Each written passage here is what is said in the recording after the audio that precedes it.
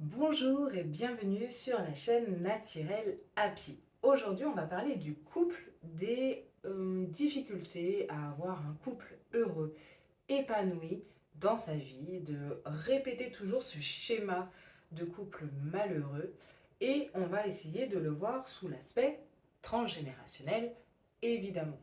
Donc, quand on s'intéresse au couple, eh bien, en tout cas dans l'aspect transgénérationnel, on a cette approche d'abord de repérer quelle est l'injonction, les croyances autour du féminin et du masculin. Parce que finalement, le couple, c'est ça, c'est deux personnes qui s'unissent, deux énergies euh, qui s'unissent. Ok. Donc, on va aller regarder ce qui s'est dit chez nos ancêtres, dans notre lignée, à propos du féminin et du masculin. Je vais aujourd'hui me concentrer davantage sur l'aspect féminin, mais je vais quand même parler un peu de l'aspect masculin et je pourrais faire une vidéo un peu plus en détail sur l'aspect masculin si jamais ça te dit et que tu as envie d'en savoir un peu plus sur l'aspect masculin. Donc, ce qu'on va travailler là, c'est donc le cycle de la féminité dans notre lignée. Parce que quand on a des croyances qui viennent de nos ancêtres sur des rôles précis à jouer de la femme ou de l'homme, et bien après, on crée des croyances sur les rôles précis que l'homme et la femme doivent jouer au sein du couple. Ça peut engendrer des schémas négatifs dans ton couple, c'est-à-dire que tu vas avoir toujours le même type de conflit, donc être toujours dans le dominé-dominant, ou être dans le dépendant-indépendant, enfin d'être dans ce schéma de il y en a un qui est dépendant de l'autre. Et ça vient évidemment de ses parents, des modèles qu'on a reçus, mais qui viennent aussi des modèles qu'ils ont reçus, que les autres ont reçus, etc., etc. Et par rapport à certains mécanismes de défense qui ont dû faire face, qu'ils ont dû faire face. Donc, le cycle de la féminité, comment est-ce qu'il est perçu au sein de ta famille? C'est-à-dire, comment est-ce qu'on accepte la femme au sein de ta famille? Donc là, on va aller encore une fois regarder au niveau transgénérationnel, ce qui signifie qu'on regarde les parents, les grands-parents, mais aussi les arrière-grands-parents. C'est le minimum pour parler de transgénérationnel. Donc, quel est le rôle de la femme, comment elle doit être dans la vie, dans la société de façon générale?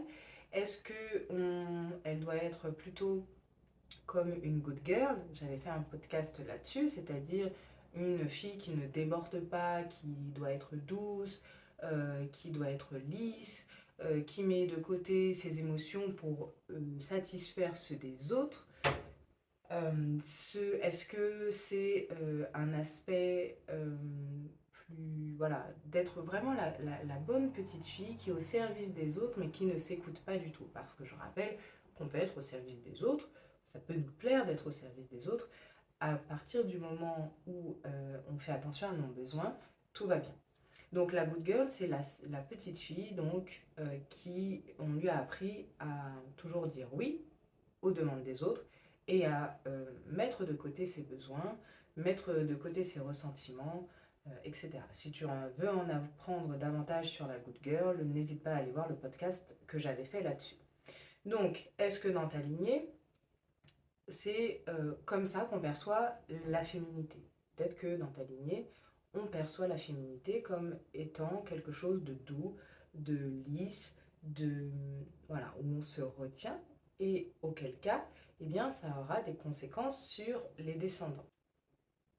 Au contraire, on peut aussi avoir la croyance qu'une femme doit être forte, elle n'a pas besoin des hommes et elle doit tout supporter, c'est comme ça, elle est forte, euh, au contraire, elle n'est pas douce, elle ne se contient pas, elle est expansive, elle est dans l'action, elle écrase, elle domine, elle dit tout ce qu'elle pense. euh, et voilà, elle est forte. Et les hommes, en gros, ne servent à rien. Souvent, quand il y a ce schéma qui se construit, Eh bien, c'est souvent parce qu'il y a eu un père absent, un modèle masculin qui a été absent et la femme a dû du coup tout supporter. La mère a dû tout supporter. Elle a dû prendre sur elle et tout faire, euh, voilà, tout faire elle-même. Et donc, avec la transmission vient là et on se dit que c'est comme ça qu'une femme doit être. Là, ça va forcément questionner le couple et on va avoir des réactions face au masculin, face aux hommes qui peuvent être agressives. Donc il peut y avoir des... Je reprends mes notes parce que j'avais noté un peu toutes les phrases qu'on peut retrouver. Les hommes sont impossibles, les hommes sont trop agressifs, ils sont responsables du fait que le monde ne va pas bien. Ce ne sont que des enfants, on ne peut pas parler avec un homme, tout ce qui les intéresse, c'est la sexualité. Le monde se passerait bien des hommes, on pourrait vivre dans un monde que de femmes. Les hommes ne savent pas écouter leurs sentiments et leurs émotions. Bref, en gros, là, on est dans une croyance que la femme est surpuissante et qu'elle n'a besoin de personne d'autre et qu'au contraire, les hommes, ce sont des boulets qu'il faut éliminer. D'accord? Donc, forcément, quand on est dans un- une croyance comme ça, quand il y a cette croyance qui est transmise de génération en génération, on va vraiment avoir du mal à être heureux en couple, puisque de toute façon, l'autre ne sert à rien. Donc, pourquoi être heureux en couple, j'écrase l'autre ou je le fais disparaître. Je n'ai pas besoin d'être en couple. Voilà. Et donc, on peut retrouver, quand il y a ce genre de croyance, on peut retrouver des, euh, des lignées où les femmes sont souvent seules ou sont avec des hommes qui s'écrasent, on va dire. D'accord? Pour faire très gros et encore une fois, nuançons ce que je dis. Je généralise pour faire passer des concepts. Je parle aussi effectivement là de couples hétérosexuels, mais c'est une généralisation pour comprendre le concept. Alors évidemment, lorsque un de tes ancêtres a vu sa mère tout porter et tout gérer parce que son père était absent pour n'importe quelle raison, parce que l'absence du père, c'est pas forcément le père qui part volontairement. Ça peut être un père qui est mort très tôt, un père qui avait un travail qui lui prenait beaucoup de temps et qui n'était pas là, etc. Peut-être que ton ancêtre, quand il ou elle a vu ce schéma-là, a créé une croyance qui est positive, c'est-à-dire que la femme, elle a des traits de caractère, de la force, du courage, qu'elle valorise l'aspect féminin, qu'elle met en place des actions pour protéger sa famille et son environnement. Il est possible que ça crée des croyances positive. Là, le but de ma vidéo, c'est de sortir des croyances négatives. Donc c'est pour ça que je ne vais pointer pratiquement que des points négatifs. Mais évidemment, tout ce qui arrive chez nous, on peut les transformer en croyances positives.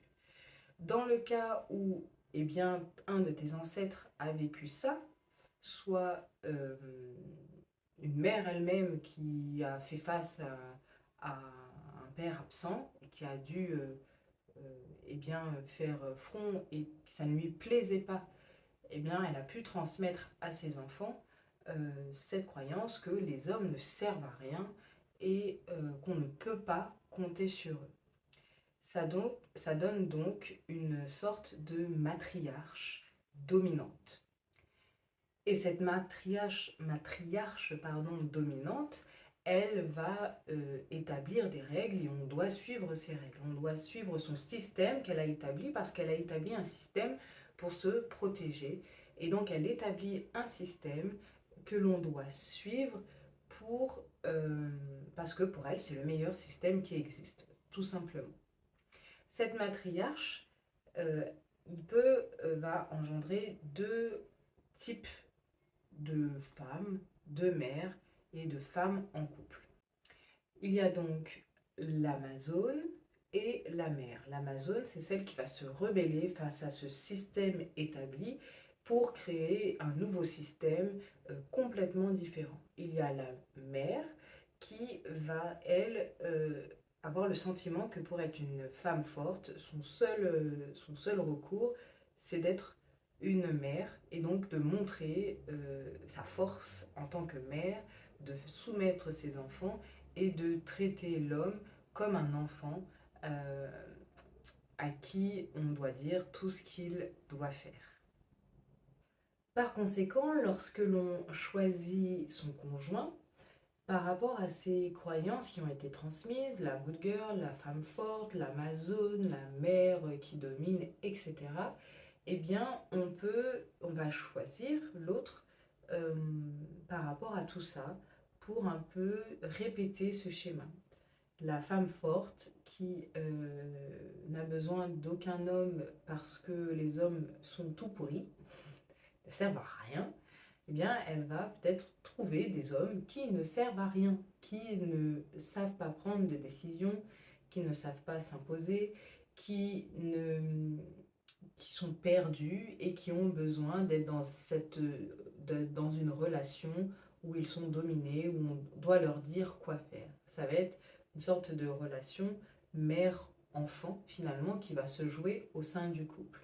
Il va aussi y avoir des relations où l'autre, le partenaire, va être absent, tout le temps absent, pour rejouer ce schéma-là qu'un des ancêtres a connu.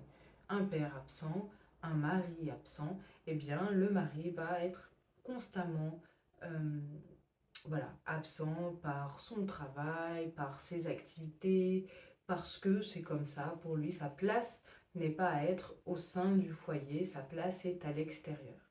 Il va y avoir aussi cette notion au sein du couple de service, de sacrifice plutôt, où la femme va être dans le sacrificiel et va mettre ses besoins de côté euh, pour être vraiment mettre l'homme sur un piédestal et voilà, et être à l'écoute uniquement de ses besoins à lui et pas de ses besoins à elle. Donc ces croyances en fait qui sont transmises, eh bien, vont avoir un impact sur les générations futures qui vont rejouer ces schémas négatifs pour se dire que bah, c'est comme ça que ça a toujours été, regardez, c'est comme ça que ça doit être. On rejoue les conditionnements qui ont été transmis. Et du coup, vont se jouer de génération en génération des choses qui n'ont pas été guéries, des choses, des problématiques non résolues par les générations précédentes. Et donc, il va y avoir cette répétition dans le modèle, dans les injonctions, dans les croyances. Du coup, quand on est comme ça dans un schéma négatif, répétitif, qu'on regarde ses parents et qu'on a l'impression que c'était la même chose, qu'on regarde ses grands-parents et qu'on a l'impression que c'était la même chose, eh bien à un moment donné, il faut se poser des questions et regarder justement dans quel modèle se trouvait, dans quel modèle de couple se trouvaient les parents, les grands-parents, les arrière-grands-parents, questionner tout ça, questionner la place de la femme, quel est son rôle euh, au sein du couple, quelle est sa fonction au sein de la société, quelle qualité elle doit avoir, ou voilà, quelles qualités aussi ne sont pas acceptées. Donc questionner ça et questionner sur les différents couples du clan. Regardez les différents couples, comment ils se sont rencontrés, euh, pourquoi qu'ils se sont mis ensemble, est-ce qu'il y avait de l'amour, est-ce qu'ils étaient complètement différents, opposés, complémentaires, quel type de relation ils avaient, est-ce que c'était de la dominance, dominant-dominé, dépendance contre dépendance, est-ce que il y a eu ce schéma un peu répétitif où l'un était absent, est-ce que l'homme laissait la place à la femme, quel était le regard de l'homme sur la femme, est-ce que pour lui la femme avait quel rôle avait la femme dans la société, dans le couple, dans la famille, dans le foyer. Le regard de l'homme aussi est très important, d'accord? La perception que l'homme a sur la femme ou la perception que l'homme a sur les autres hommes impacte énormément sur le couple. Est-ce que l'homme doit être quelqu'un qui protège sa famille? Est-ce que c'est quelqu'un qui domine sa famille? Est-ce que c'est quelqu'un qui doit être le moins possible investi parce que pour lui c'est la femme qui doit gérer? Est-ce que... etc., etc. Il y a plein de questionnements à aller regarder. Et donc, la première chose, c'est de voir les couples, comment est-ce qu'ils se sont rencontrés, pourquoi est-ce qu'ils se sont mis ensemble, quel était leur type de relation. Est-ce que c'était un type de relation, voilà, une relation saine, équilibrée? Est-ce que c'était plutôt dominant-dominé? Tout ce dont j'ai parlé avant. Comment chaque membre du clan percevait le féminin. Le féminin dans la société, le féminin au sein du couple. Comment chaque membre de la lignée percevait le masculin dans la société, le masculin au sein du couple. Lorsqu'on essaye de questionner tout ça, on a déjà pas mal de réponses et on a une vision un peu globale de ce qui se joue dans notre clan, de ce qui s'est transmis et ensuite, évidemment, avec l'accompagnement d'un thérapeute en analyse transgénérationnelle, eh bien, on peut aller regarder qui était ce couple premier qui a transmis ces croyances négatives qui font qu'on est enfermé dans un schéma, dans des conditionnements négatifs de génération en génération. Voilà, j'espère que cette vidéo t'a plu, qu'elle t'a apporté et qu'elle va te questionner au niveau de ton couple, au niveau du couple de ta lignée. N'hésite pas à commenter, partage autour de toi et à bientôt.